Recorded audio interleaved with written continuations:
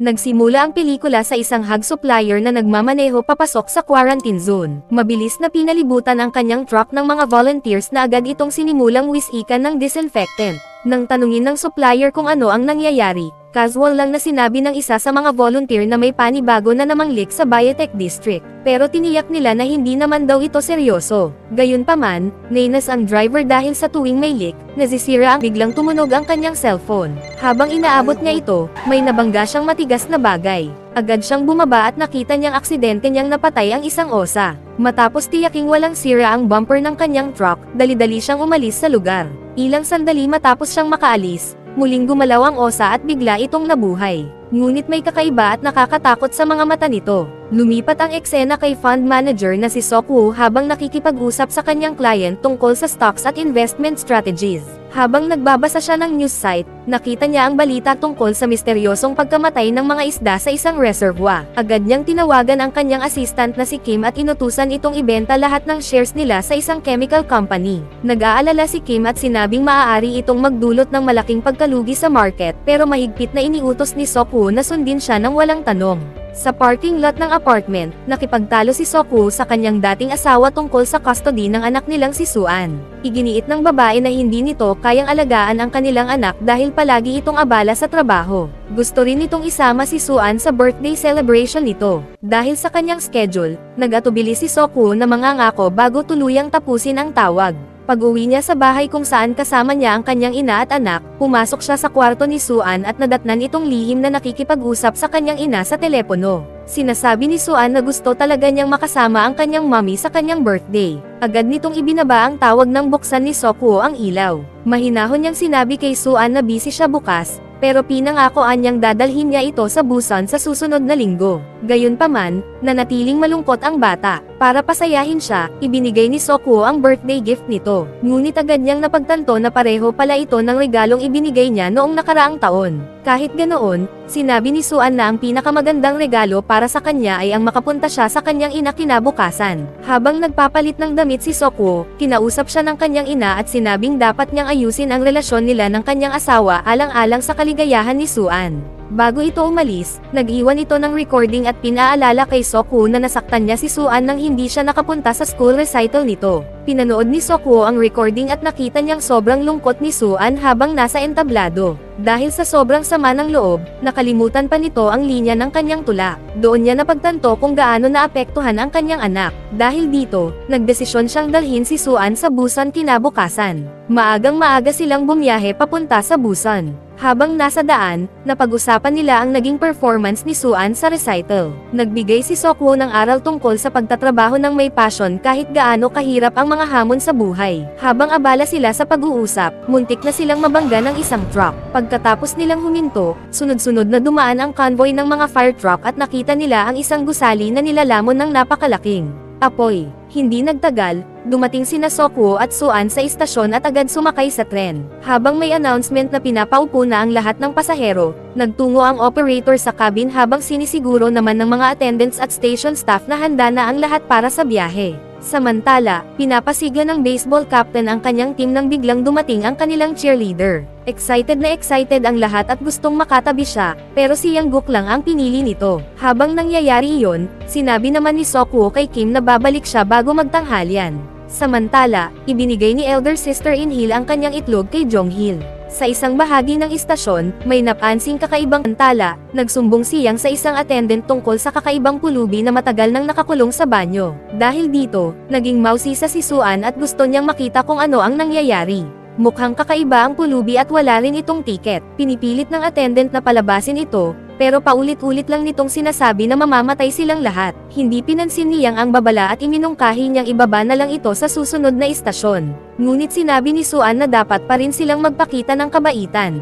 Samantala, pasuray-suray na naglalakad ang sugatang babae sa loob ng tren bago bumagsak dahil sa matinding sakit. Nagtungo naman si Suan sa restroom at doon niya nakasalubong si Sang-hwa na magalang na nakiusap na gumamit muna siya ng ibang banyo dahil nasa loob pa ang buntis nitong asawa na si Sang Gaeong. Ilang sandali pa, nakita ng isang female attendant ang sugatang babae na nangingisay kaya agad itong tumawag ng medical staff. Ngunit bigla na lamang itong nawalan ng malay. Kasabay nito, nagtungo si Suan sa ibang restroom habang ginising naman si Sok-woo dahil sa tawag ni Kim.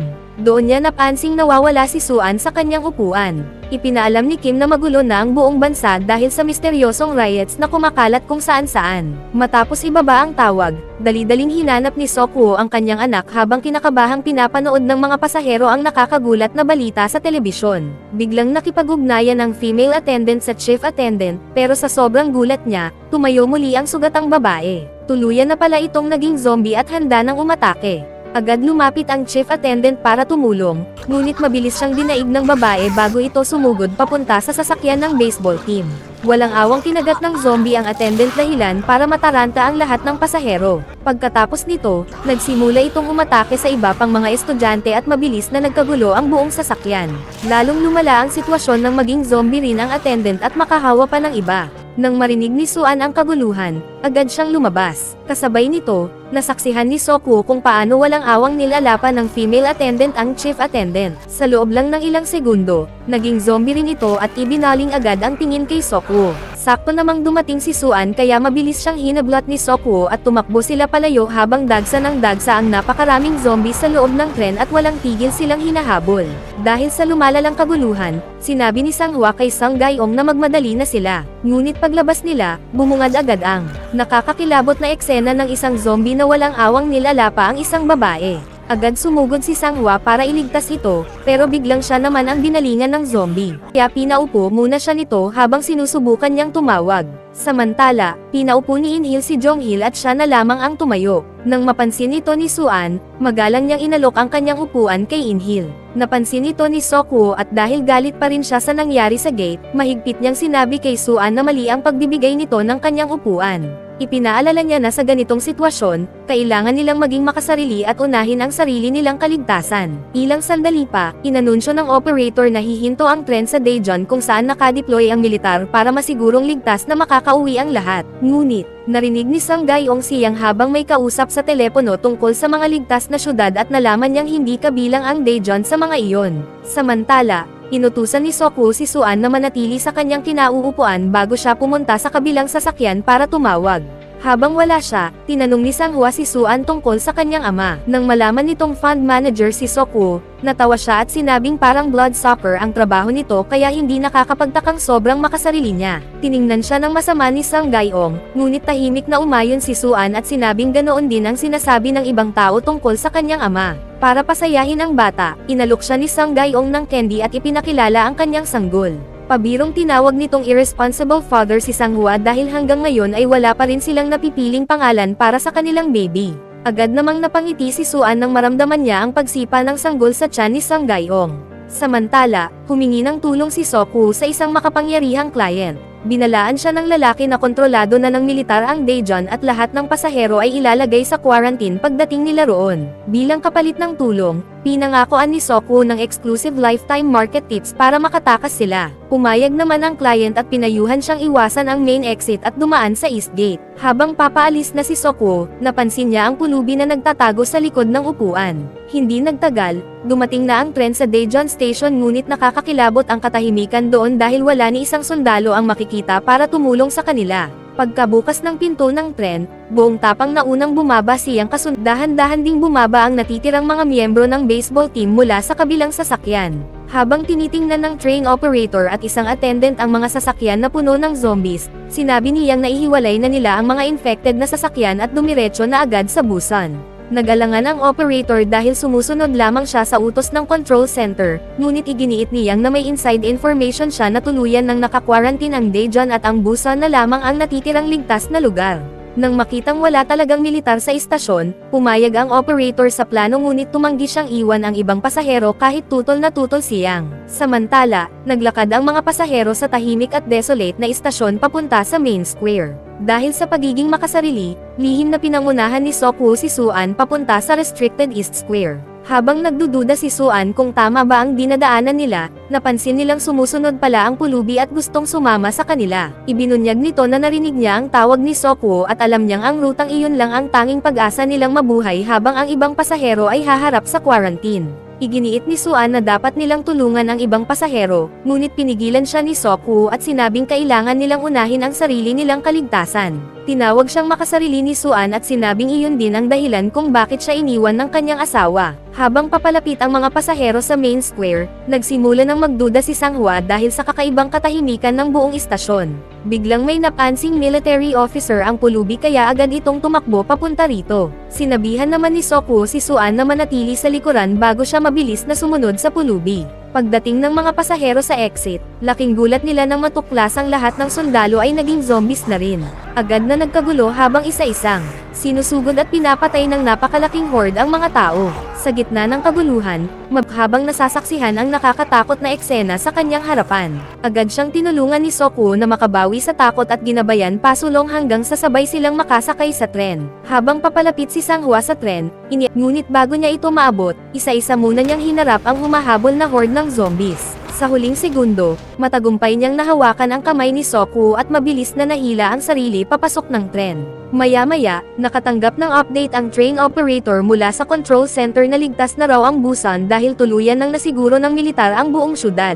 Samantala, bago pa matawagan ni Sang Gayong si Sanghua, agad siyang pinigilan ng pulubi dahil napagtanto nitong nasa gitnang sasakyan sila at napapalibutan ng zombies sa magkabilang panig. Napansin ni Sang Gayong ang isang bakanteng restroom kaya dali-dali niya itong itinuro, bago siya mabilis na nahila paloob sa huling segundo. Halos hindi nila mapigilan ang zombie habang pilit nilang isinara at nilock ang pinto, lalo nang dumadami pa ang humahabol na undead. Sa kabilang sasakyan naman, tinakpan ng ilang pasahero ang pinto gamit ang usok habang inanunsyo ng operator na diretso na silang pupunta sa Busan. Nakahinga ng maluwag si Jinhee nang matawagan siya ni Yanggok, ngunit agad ding nawala ang kanyang saya nang sabihin nitong nahawa na ang ilan nilang mga kaibigan sa virus. Desperado namang sinubukan ni Sokuo na tawagan ang kanyang anak. Doon niya narinig si Sang Gayong habang kinakausap sina Suan at ang iba pa.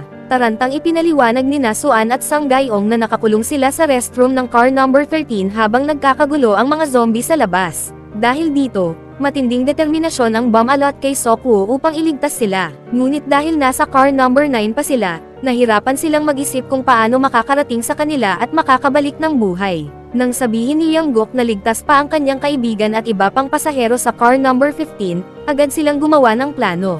Nagpasya silang makipaglaban sa mga zombie, iligtas ang mga nasa car number 13, at pagkatapos ay magtungo sa car number 15. Ginawa nilang improvised protection ang mga bagay na makikita nila sa paligid bago bumuo ng strategy. Mangunguna si Sanghua, babantay sa likuran si Sokuo, habang si Yanggok naman ang magsisilbing suporta sa gitna. Pagkalabas ng tren mula sa tunnel, buong tapang nilang hinarap ang mga zombie habang nagtutulungan sina Sanghua at Yanggok na itulak ang kanilang daan sa gitna ng mga zombie.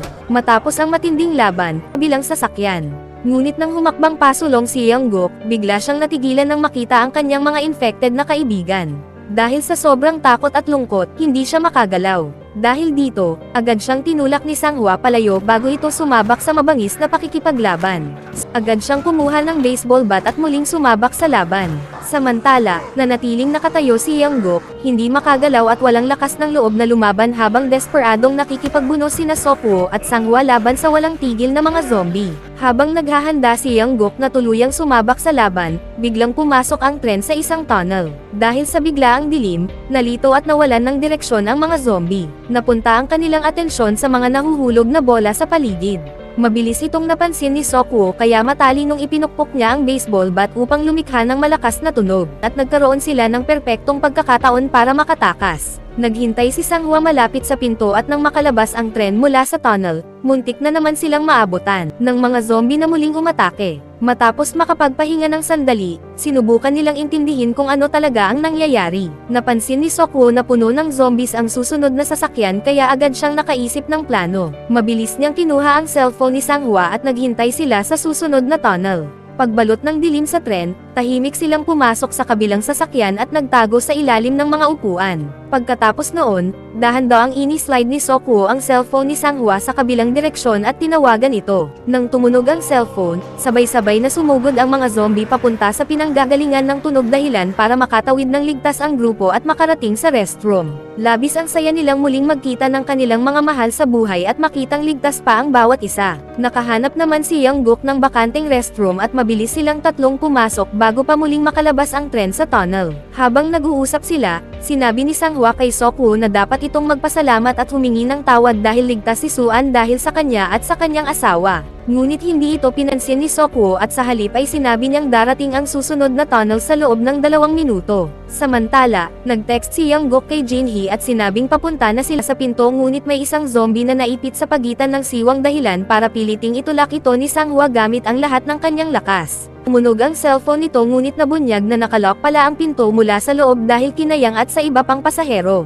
Pinatahimik pa ng attendant si Jin-hee habang nagmamakaawa ito. Nang makitang nahihirapan na si Sang-hwa, ang hampas ng baseball bat upang pigilan ang mga zombie. Samantala, desperadong sinusubukan naman ni Young-guk na sumira ng pinto. Sa gitna ng kabuluhan, nakagat ng isang zombie ang kamay ni Sang-hwa dahilan para matarante si Sok-woo. Matapos ang matinding tensyon, tuluyan ding nabasag ni Young-guk ang pinto. Ngunit agad isinara niyang ang kasunod na pinto at aksidenteng naipit ang kamay ni Young-guk habang sinusubukan nitong makapasok. Mabangis na pakikipaglaban ang sumiklab sa magkabilang panig habang tumutulong ang ibang pasahero kay Yang para panatilihing sarado ang pinto. Habang patuloy pa ring lumalaban sina Sok-woo at Sang-hwa, namalis na dahil hindi na siya magtatagal. Ngunit tumanggi si Sok-woo dahil ayaw niya itong iwan. Ngunit nanatiling matatag si Sang-hwa at pinangakoan si Sok-woo na paprotektahan nito ang kanyang asawa at ang kanilang hindi pa isinisilang na anak. Naging napaka-emosyonal ng sandaling iyon habang sa wakas ay humingi ng tawad si Sok-woo tungkol sa nangyari sa pinto. Wala nang ibang pagpipilian kaya mabigat sa loob niyang hinila si Sang Gae-ong palayo. Bago sila tuluyang maghiwalay, tumingin si Sang-hwa kay Sang Gae-ong at sinabi nitong napili na niya ang pangalang Stella para sa kanilang magiging anak. Ngunit bago pa tuluyang mag-sink in ang emosyonal na sandali, biglang bumagsak ang pinto at hinablot ni Sok-woo si Sang Gae-ong at mabilis itong dinala sa ligtas na lugar.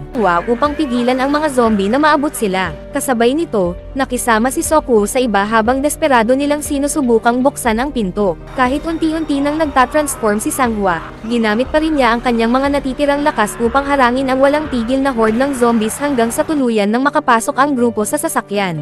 Ngunit nang tuluyan nang maging zombie si Sang-hwa, agad sumugod ang mga undead papasok. Mabilis na hinila ni Sok-woo paloob sina Sang Gae-ong at Suan, ngunit naiwan si In-hil. Sa isang napakasakit na desisyon, pinili nitong isakripisyo ang sarili upang maprotektahan si at iwan si In-hil habang nilalamon ito ng mga zombie. Punong-puno ng galit si Sok-woo naging dahilan ng pagkamatay ni Sang-hwa at In-hil. Ngunit walang pagsisisi si Yang at iginiit nitong ang sarili nilang kaligtasan lang ang mahalaga ngayon. Sa takot, napilitan na ring sumang-ayon ang ibang pasahero. Hindi nagtagal, pinag-usapan ng mga pasahero sa Car 15 ang sitwasyon bago nila tuluyang pilitin sina Sok-woo at ang iba pang outsider na lumipat sa kabilang sasakyan.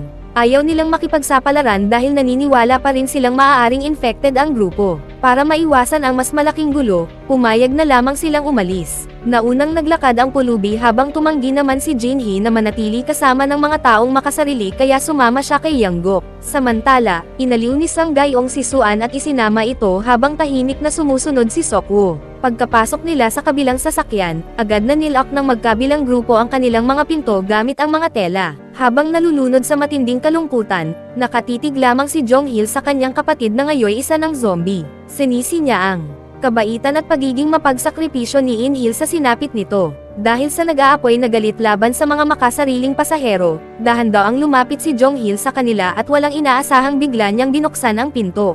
Bago pa mapigilan ni Yang si Jong-hil, tuluyan nitong binuksan ang pinto. Pagkatapos noon, nakipag-ugnayan ang mga train operator sa control room upang ipaalam na papalapit na sila sa Busan. Habang naghihintay ang lahat sa kanilang pagdating, hirap namang tanggapin ni Sang Gae-ong ang pagkamatay ng kanyang asawa. Tahimik na pinaupo ni Sok-woo si Suan at pinangako anang hindi niya hahayaang may mangyaring masama rito. Sinabi rin niyang bago matapos ang araw ay makakasama na nito ang kanyang ina. Pagkatapos noon, nagtungo si Sok-woo sa restroom upang maghilamos ng mukha. Doon siya nakatanggap ng tawag mula kay Kim. Habang umiiyak, isiniwalat ni Kim na hindi aksidente ang pagkalat ng virus kundi paghihiganti ito ng may-ari ng chemical company matapos itong nalulugi ng husto ng ibenta ni Sok-woo ang mga shares nito kanina. Dahil sa matinding guilt, tuluyang bumagsak si Sok-woo at napaiyak. Ngunit biglang nagpreno ang tren at malakas itong huminto bago bumangga sa mga container na nakaharang sa riles. Ipinaalam ng operator na huminto ang tren dahil may mga container na nakabara sa daan. Sinabi rin itong mauuna siyang bumaba upang maghanap ng ibang tren papuntang Busan habang inuutusan ang natitirang mga pasahero na lumipat sa pinakahuling track sa kaliwa. Samantala, Nakaligtas pala si Yang at ang attendant mula sa zombie attack at narinig nila ang announcement ng operator. Maingat na bumaba ang operator at agad pumasok sa kalapit na tren ngunit natuklasan niyang puno rin ito ng zombies. Agad siyang tumalon palabas at mabilis na isinara ang gate sa kanilang harapan. Mula sa loob ng tren, sinuri ni Sokuo ang paligid at binalaan ang lahat na manatiling alerto. Maingat namang bumaba ang kanyang grupo haba, bumagsak ang mabigat na bahagi ng tren at tuluyang nabara ang daanan. Pagkatapos noon, sabay-sabay nang nabasag ang mga bintana at rumagasa ang napakalaking horde ng zombies papunta sa kanila. Halos maabutan na sina Sokuo at Sanggayong habang walang tigil sobrang hirap ng kanilang dinaanan, muntik na silang hindi makasakay sa tren. Kahit hindi sila naabutan ng mga zombie, may ilan pa ring nakakapit sa tren dahilan para bumuo ito ng mahabang hanay ng undead sa likuran. Nagsapalaran si Sokuo at isa-isang sinipa ang mga zombie upang maalis ang mga ito. Matapos ang matinding pakikipagbuno, tuluyan din niyang naalis ang lahat at nakatakas sila. Pagkago niya itinulak siyang palabas ng tren. Matapos mailigtas ang sarili mula sa pagkahulog, napansin ni Sokuo na mabilis nang kumakalat ang impeksyon sa kanyang mga ugat. Kabin at ipinakita kay Sanggayong ang brake lever. Mahinahon niyang sinabi rito na protektahan ang kanyang anak. Sinabi rin niya kay Suan na sasamahan niya si Sanggayong hanggang makarating sila sa Busan at pagkatapos noon ay ligtas siyang ihahatid ng militar sa kanyang ina. Naging napaka-emosyonal ng sandali habang pilit nilang pinipigilan ang pag-iyak. Ayaw pakawalan ni Suan ang kanyang ama ngunit mabigat sa loob na kumalas si Sokuo mula sa pagkakahawak nito bago siya tuluyang tumakbo palabas ng cabin habang umiiyak ng sobra. Habang papalayo siya, walang tigil namang umiiyak at sumisigaw si Suan sa kanyang ama. Habang pinipigilan siya ni Sanggayong, hindi rin mapigilan ni Sokuo ang kanyang pagluha. Unti-unti na siyang nawawalan ng kontrol habang papalapit ang sandali ng tuluyan siyang maging zombie. Sa mga huling sandali ng kanyang buhay, naalala niya ang araw ng ipanganak si Suan. Dahil natupad na niya ang kanyang pangako kina Suan at Sanggayong, bahagya siyang ngumiti bago tuluyang tumalon palabas ng tren. Matapos ang mahabang paglalakbay, sa wakas ay nakarating sina Suan at Sanggayong sa Busan Station. Pagkababa nila ng tren, napansin ni Sanggayong na kontrolado na ng militar ang buong lugar. Habang naglalakad sila sa loob ng tunnel, nakatutok sa kanila ang mga armas ng mga sundalo dahil hindi sila sigurado kung infected ba ang dalawa o hindi. Ilang sandali lang ang lumipas nang makatanggap ang mga sundalo ng utos na barilin sila. Ngunit bago pa nila kalabitin ang gatilyo, nagsimulang kantahin ni Suan ang kanyang tula habang humahagulgol sa pag-iyak habang inaalala ang kanyang ama. Dahil dito, napagtanto ng mga sundalo na hindi infected sina Suan at Sanggayong kaya agad silang tumakbo upang iligtas ang dalawa. Matapos ang napakahirap na paglalakbay na puno ng walang tigil na pakikipaglaban at napakasakit na mga sakripisyo, nagtapos ang pelikula na sina Sanggayong at Suan na lamang ang natitirang buhay. At doon nagtatapos ang pelikula. Iwan ang inyong opinyon sa comment sa ibaba. Mag-subscribe na kung hindi ka pa nakasubscribe. Pindutin na rin ang notification bell at like button para sa marami pang Asian Drama PH recap katulad nito at mag-iwan ng comment down below. Kita-kits tayo sa susunod na recap.